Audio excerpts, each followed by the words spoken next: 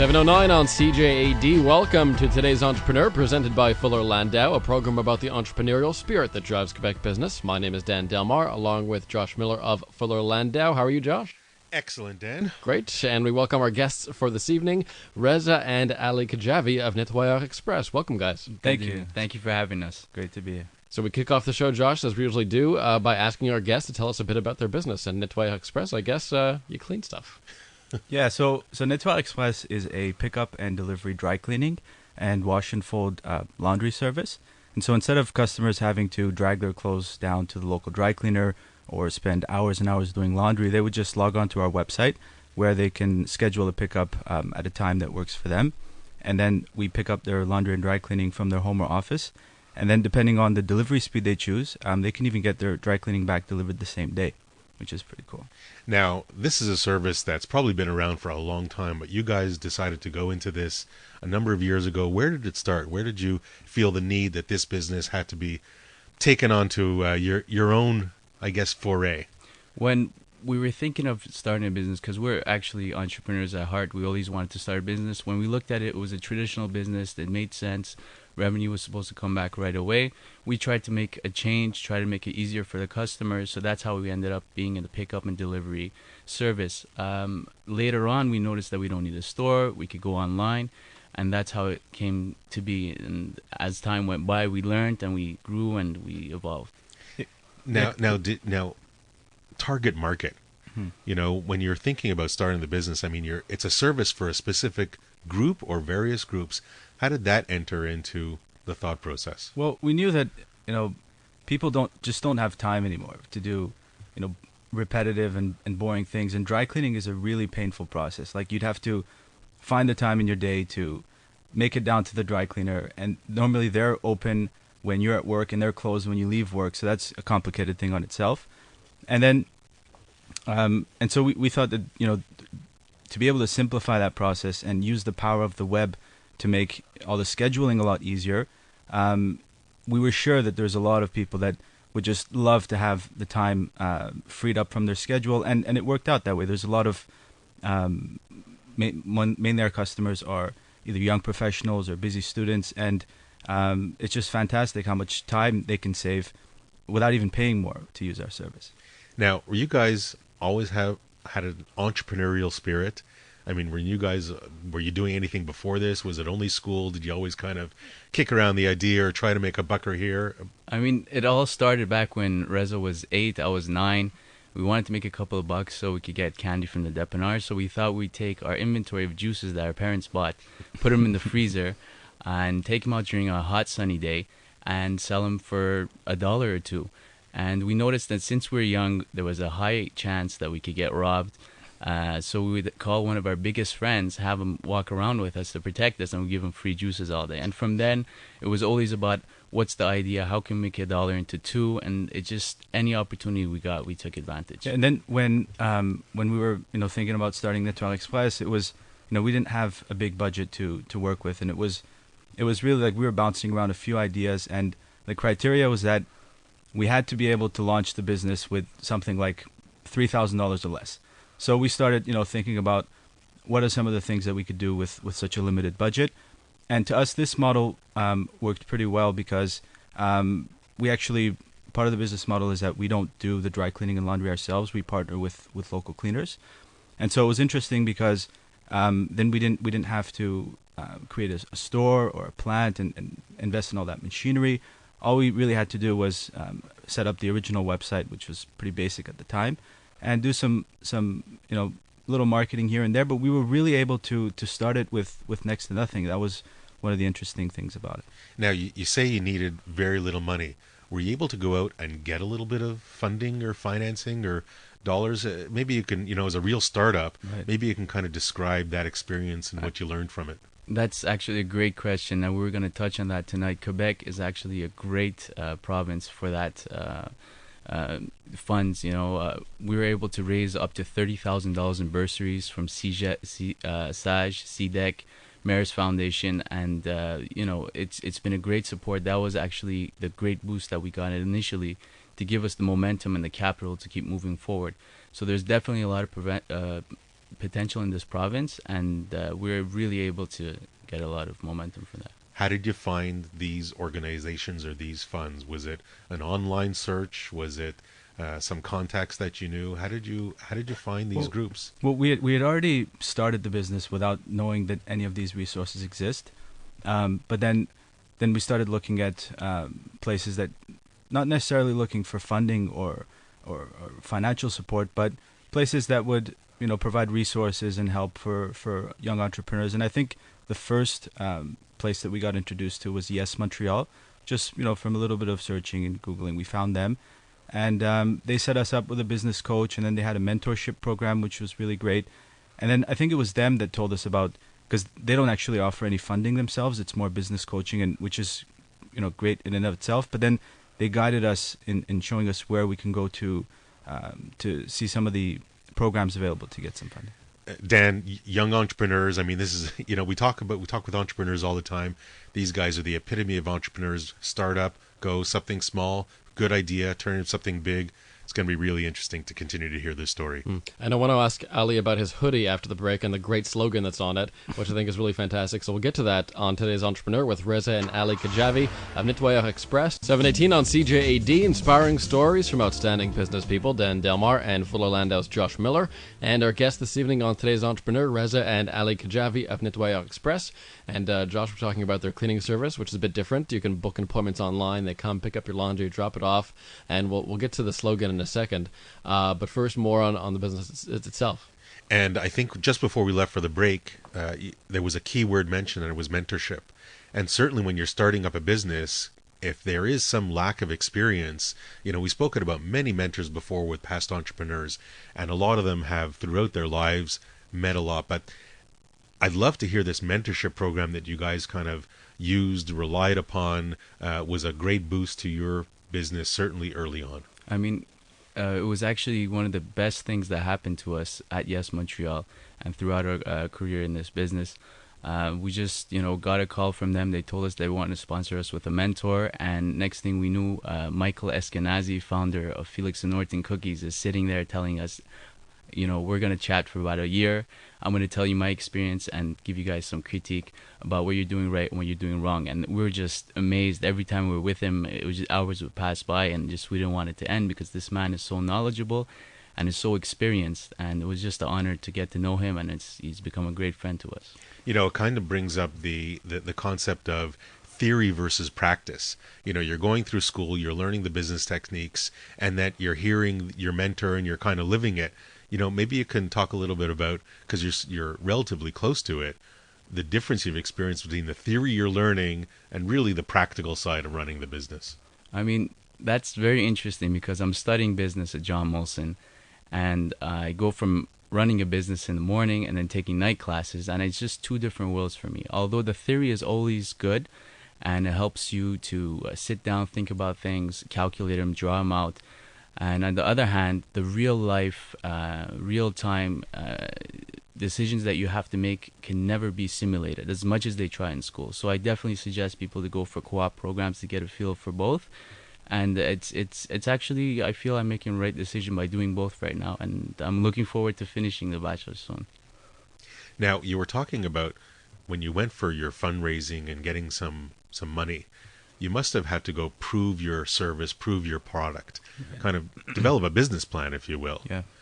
What did you take away from that process? And that was the interesting part, because when we first started, we didn't start with, creating a business plan first and then thinking about how we're going to launch the product. We just launched it. We just started, getting sales and promoting and marketing, and we didn't really think about a business plan. But then once we started approaching the organizations for funding and for the grants, for them it was a requirement. We had to have a business plan. So it was kind of like we were already invested in the business, and it was started and it was rolling, and now we have to create a business plan. It was really a great process because it made us rethink everything from scratch in a way that we weren't necessarily thinking about, because we were just thinking at it from a really surface point of view, the service and the customers. But then the business plan forced us to think about 3 years down the line. What are the finances involved? How much money do you need?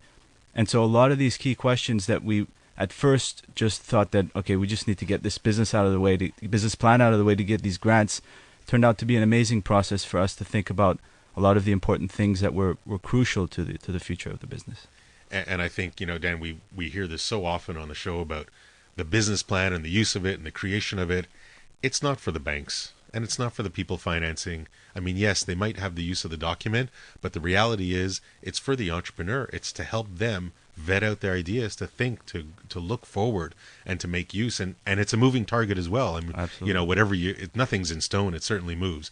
And I think it's a great lesson that you guys learned and that most entrepreneurs certainly realize as they start up and as they move along in their business. And I will ask Ali about that great slogan after the break. Today's Entrepreneur on CJ80 at 7:23. Welcome back. Reza and Ali Kajavi of Nettoyeurs Express are guests on today's Entrepreneur. And I was struck by this really great slogan on Ali's hoodie, "Imagine a life without laundry," which I think is just so brilliant because I think a lot of people listening would love a life without laundry. Tell us about the thought that goes into a slogan like that and what goes behind it. I mean, can we really live without laundry? Exactly. I mean, we're not just a business. We're trying to set a trend. We're trying to create a culture, and we want to make a dream a reality. We want you to never worry about laundry ever again.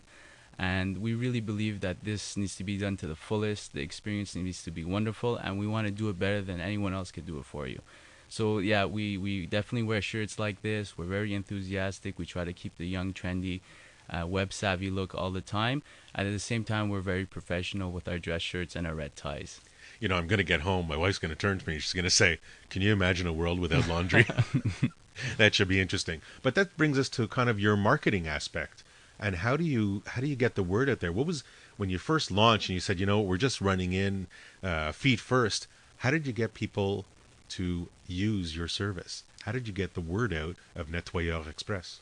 Yeah, well, I mean, we had, I think that was one of the most interesting parts of the business. Some of the creative marketing stuff that we did. For example, every September, around the time when school starts, we have a campaign called Strike Against Laundry. And that's probably the most impactful marketing campaign that we have. So what we do is we get together about 5 or 6 people, and we're all wearing T-shirts that says "Strike Against Laundry," and we're holding up picket signs, and we're around the university, like the McGill Ghetto and other areas. Not that they're familiar with that kind of process. Yes. Yeah, and so what's really great is we stand there and we have the picket signs going, creating a lot of attention on the street, and as people walk by, we get them to hold the picket sign, and we take a photo of them holding it, and then that photo goes onto our Facebook page. Then the people are supposed to go on the Facebook page, find their photo, tag themselves in it, and then as many friends that they can get to like that photo, they get one extra chance to win a prize in whatever contest we have at that time.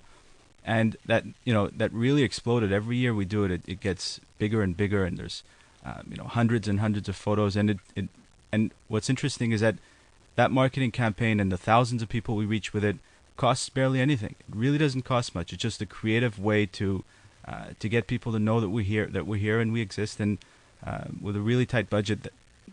And you raise a great point. It's the businesses, the startups that have that shoestring budget, that have no dollars to market. You certainly grasped it very well. Are there other ideas or other, whether it's online or things that kind of worked for you, or maybe something that didn't work for you so well that you would never do again? Yeah, well, the web has been great to us, and I think that's always been one of the biggest strengths that we have as we continue to grow. And ever since we launched the first website, and we've actually redid the website entirely from scratch 3 times since we started, and we're about getting ready to do it for the 4th time, believe it or not. And ever since we launched the first one, we saw that we put a lot of effort into ranking well on Google on the different search terms involved for people finding out about us. And we noticed that there was a lot of people that didn't even know that we exist as a company, never heard about our name, never saw a flyer or a marketing campaign of ours. But they just expected that in this day and age, there must be some company out there that would come and pick up and deliver my laundry and have a great website which allows me to do all the scheduling.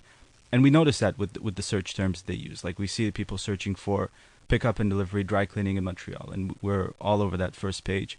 And a lot of people have found us just through that technique.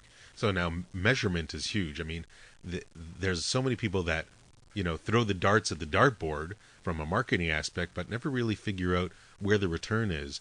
Do you guys measure some of the areas or events or thoughts or processes that you use? Do you measure the return on how many people are kind of hitting those activities? I mean, because we're so overwhelmed with tasks, answering the phone, doing the deliveries, updating the website, what Reza's occupied doing that most of the time, it's very hard to get it very exact. But since we're so involved in our marketing campaigns, in the deliveries, we see the codes, the promo codes that come in online, we're able to get a rough idea of how things are working out for us. And at the same time, we're not in the financial position to be able to afford large marketing campaigns. So since it's all organic, we don't really have much to lose. So we try to really grasp control of that and take advantage of our creative out-of-the-box thinking. Reza and Ali Kajavi of Nettoyeurs Express are guests tonight on today's Entrepreneur, and we'll talk about their upcoming Dragon's Den experience on the program too. 7:34 on CJAD 800. This is today's Entrepreneur, presented by Fuller Landau, a program about the entrepreneurial spirit that drives Quebec business. Dan Delmar and Fuller Landau's Josh Miller with you, and our guests this evening, Reza and Ali Kajavi of Nettoyeurs Express. And Josh, we were talking before the break about how they're going to be having a Dragon's Den experience soon. That's got to be an interesting experience, a scary experience, and you better be prepared. From the few shows that I've seen, you better be prepared. So maybe one of you can kind of explain to us, not so much a little bit about the process, but more what you put into it and what you get out of it. Really, we felt that if we're going towards an investor, we really got to justify every single dollar that they're going to put into this company. And we can't just make a general label on it. We really got to get into the nitty-gritty.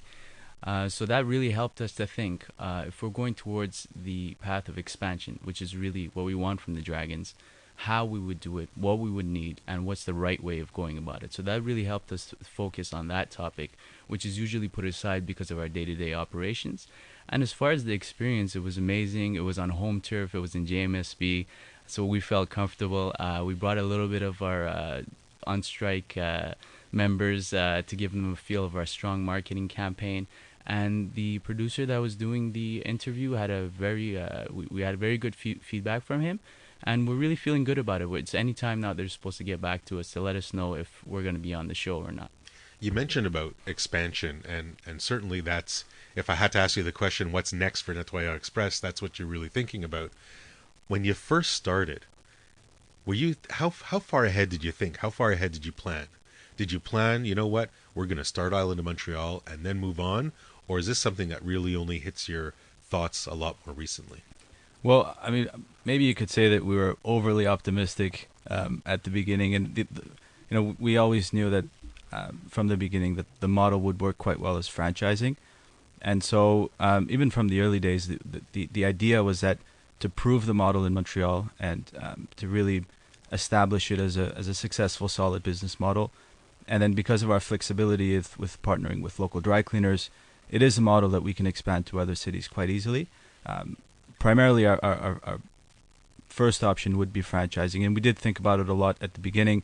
But I say overly optimistic because we thought that it would be a lot quicker than this, and we've realized that it takes a lot longer than what we originally thought. There's definitely competition out there, I would say. Do you monitor your competition? Do you keep tabs on them? Do you adjust depending what they do? I mean, every time we have competition, we take a close look at them. We discuss the advantages they're giving compared to us, but we haven't really seen anyone that's been really keeping us on our toes. But as one of my good friends told me one time, keep the competition in the rear view. Don't take your eye off, but make sure you're ahead.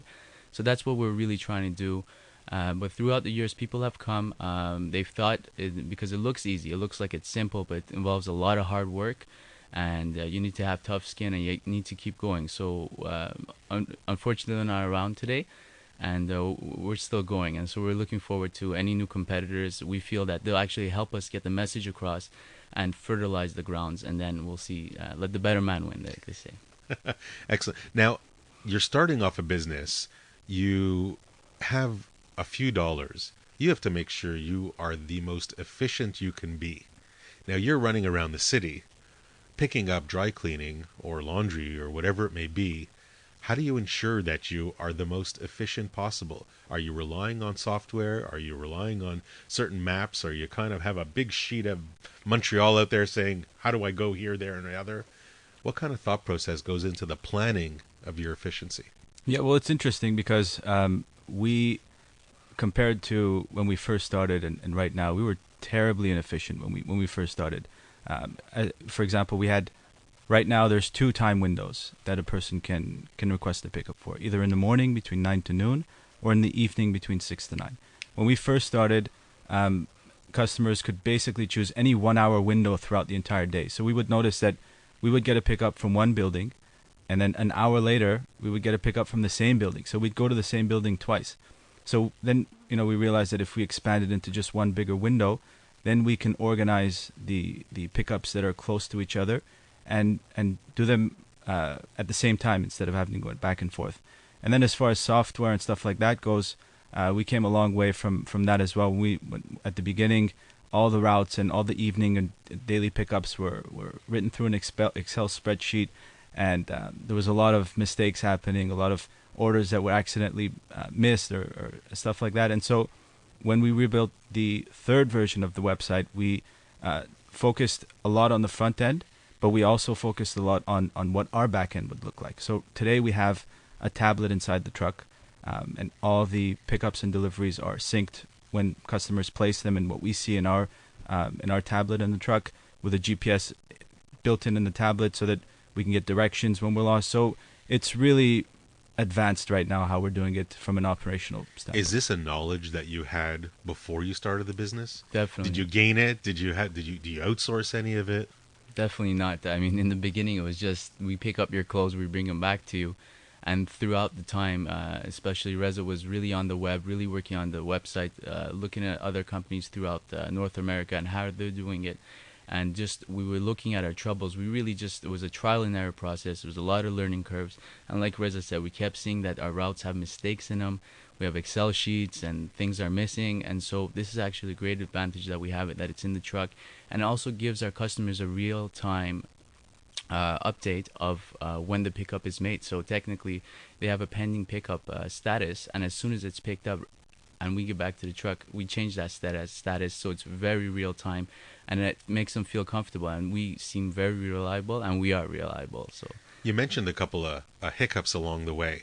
As you look back in the years since you started, with the knowledge you have today, if there's anything you had to do differently, what would it be? If there was any mistake you had a do-over, would it be anything specific that you could think of? I'd say the one thing would be not to overestimate or underestimate things. For example, when we were planning a marketing campaign, the expectations we had from it normally turned out to be a lot less. We had a lot higher expectations than what it actually turned out to be. And so I think if we look back and then we were a bit more realistic in certain areas, we wouldn't have made, for example, if we do something and we're expecting a high return from it, and it doesn't work out that way, we're kind of stuck in our plan. So if we're a bit more realistic in some of our forecasting, I think we would have been a lot, moving forward a lot more stable as things went on. Now, you guys are brothers. You're Yes. a year apart about? a year and 4 months. Now, how do you ensure your roles? Do you overlap a lot? Do you guys have specific roles? Well, it's been an evolving process, actually. When we first started, we were actually doing pickups together. So it seemed really weird for our customers that 2 people are doing the pickups. We drive everywhere together because we both want to feel for the business. And as the times went by, Reza started really having passion for online and the web. So he took that initiative of developing a new website and going after funds with the multiple bursaries that we got. And I would take care of the day-to-day operations. So that kind of happened naturally. And as time went by, I mean, the arguments were a bit more aggressive in the beginning. We did get, because we're both entrepreneurs, we're both doing this because we don't want to bust. So when you're at this position where it's 50-50, you still got to answer to someone. You still got to get permission from your partner. And so it's tough in the beginning, but now we've calmed down. We've really got a lot of experience. We know how to deal with situations, and we know how to move forward and focus on the main goal. and keep our brotherhood intact, which is the most important thing. That was my next question, actually. How is it working with family all the time? And do you find that's a benefit to your business, or is that something that can create friction sometimes? This is something that actually worried us in the beginning, because when we first started, we were looking for an investor, and one of the investors was really suggesting that we should stop this business, that we shouldn't go in business because we're two brothers, we're going to ruin our relationship, and it really scared us in the beginning. We knew that no matter what happens, our brotherhood, because we've been together ever since we were born, and we're best friends, so that can never be damaged or tarnished, and our brotherhood is greater than that. But at the same time, we have a lot of trust with each other. There's no doubting in the potential or the reliability in one another. So it's actually a great advantage. It's a great experience. I couldn't choose a better partner than Reza. I'm thankful that I have him. As a small business, just quickly before we end up, as a small business, a lot of expenses can affect you greatly. Gas price fluctuations must be huge if you're on the road all the time. Oh yeah, and we saw the impact, and part of what I said earlier, how we switched the time windows and try to really make sure that our routes were efficient, was because of that. Because we didn't want to, because as gas prices went up, one option was to throw the additional expense onto our customers and let them, take care of that additional bump. But it wasn't something that we wanted to do. So, and we didn't want to do it unless we really had to. So the first question was, is there a way for us to optimize and increase our efficiency so that we can avoid throwing the expense to the customers? And that's what we ended up doing. All right, so guys are going to stick around, and coming up in a little bit, you'll tell us your one piece of advice for today's entrepreneur. But Josh, after the break, we're going to be talking with Patrick Sullivan, and we'll be talking about kind of owners and directors' liability, what you might not be aware of, what might have to come out of your pocket if you stay in business or if you close your business. Because if you close your business, the trouble doesn't necessarily end there, as Patrick Exactly. will explain after the break. 7:48 on today's entrepreneur. Our guest this evening, Reza and Ali Kajavi of Nettoyeurs Express. And Josh, we also bring into the conversation Patrick Sullivan from Managing Partner at Fuller Landau, and we're going to talk about a bit about liability and what happens if you get in trouble with business, and stuff can haunt you, like we'll find out, well after that business is gone. And I think there's a lot of areas and a lot of documents and a lot of contracts that owners sign, and they don't always read the fine print. So not only could there be liability from government amounts owing, but there could be liabilities to maybe your financing group. So I guess I'm going to turn to Patrick, and as he can enlighten us, not depress us, but he's going to enlighten us and give us knowledge on what are some of the areas, Patrick, that some owners or directors aren't always aware of. Definitely, the minute you start a business, one of the key areas, you're going to try to find suppliers and try to seek some kind of credit from these suppliers. Many times people have a tendency to send you an application form where you will acknowledge, we want to do business with you, we want a credit limit of X dollars. And at the end of this beautiful form, many times people don't read the fine print, and that's their first engagement, where to a supplier, they will personally guarantee along with their company for whatever business they'll be doing with them, and that to the tune of that credit facility. Many times I've seen in insolvency situations where people did not realize that they had personally guaranteed to a supplier until such time that supplier came knocking on their door and said, "Hey guy, remember you signed this document 7 years ago with me? Well, today you owe me 50 grand. And that's where it all starts. Does it usually happen with the bigger suppliers that can afford that legal counsel to put it in the fine print? More and more, there are a lot of standard forms out there. So you can't say there's big, small, or medium. I mean, everybody has access to these quasi-standardized application forms, and that's where people, unfortunately, have to read them carefully. And strike out what you don't want to see there at some point. What about in terms of the different types of companies? Does an LLC, for example, is that going to mitigate some of that? No, that you're incorporated, that you're registered, that you're an LLC. When you personally guarantee, you become jointly and severally liable with the incorporation. So it doesn't protect you if you've personally guaranteed. And this is vis-a-vis, obviously, your banker. It will be vis-a-vis some of your suppliers in certain cases. And then you have all the other elements where you have director's liability or owner's liability. And we're going to get into that because those become very important in certain cases. Let's get into that now. What are some of those areas? Key one that always comes back is deductions at source. If you have employees, obviously, you're responsible as a director for those remittances to the government. It's considered as a deemed trust. It's considered the money. The minute you withhold it from the paycheck of your employee, it's property of the government. So if you do not do those remittances, obviously you're liable for them. So if you close the door and you think your company's closed and that's it, but the company still owed deductions at source, the director's still on the hook? Absolutely. And the governments will obviously come after directors for any amounts owing, and standard penalties, interest, and whatnot. That is one of the liabilities. The one that comes back frequently is deductions at source. There's also liabilities for GST and QST, where directors are liable for those also. In bankruptcy situations, these get triggered automatically. There's super priorities, deductions at source, which even rank prior to a bank. So if they don't nail you on your personal guarantee, the bank has to pay, they'll get you there. So directors remain liable for those debts. You don't always think what happens if the worst happens, but you sometimes got to plan for it and make sure that the cash flow keeps that into account. And when we come back, we'll hear a little bit some more liabilities or pitfalls that directors should be aware of. As well as Reza and Ali's one piece of advice for today's entrepreneur. Back on today's entrepreneur with Reza and Ali Kajavi of Nettoyeurs Express and Patrick Sullivan as well from Fuller Landau talking about liability, Josh.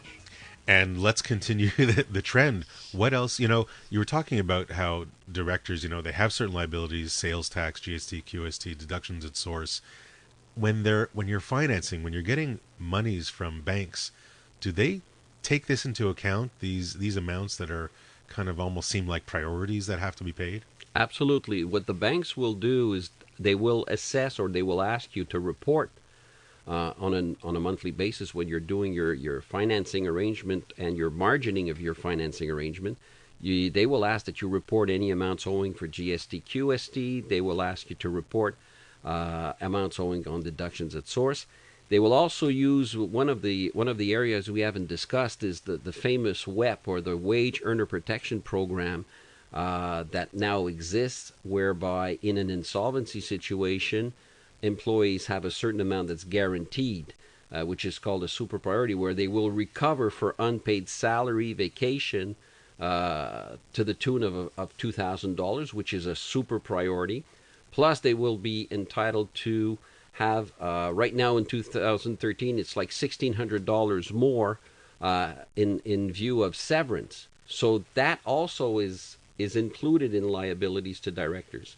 So it's a super priority. That being said, the bank will reduce that from your availability on a monthly basis because they know they will have to pay it and then collect from directors. So let's put a couple of numbers to this. If you can borrow $300,000 and you have 50 employees, the bank can take those 50 employees, say it's a couple of $1,000s per employee. So I'm going to take off $100,000 of what you can borrow. So you're $300,000. You can only really borrow $200,000. That's the simple calculation, but that's the exact calculation.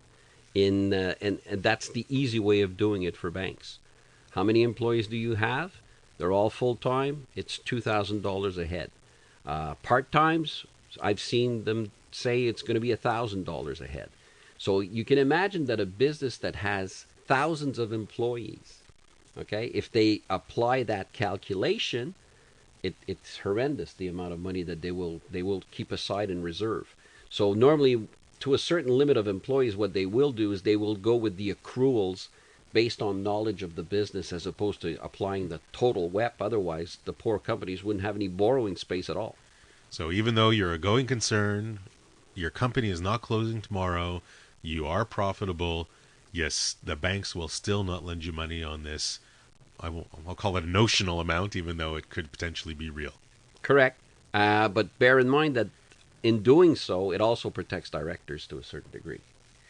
So it's a little bit good, it's a little bit bad, but bottom line is you got to think about it. Thanks very much, Pat. Pleasure. And as we approach the end of our show, we'll turn to Ali and Reza, and whoever can go first would like.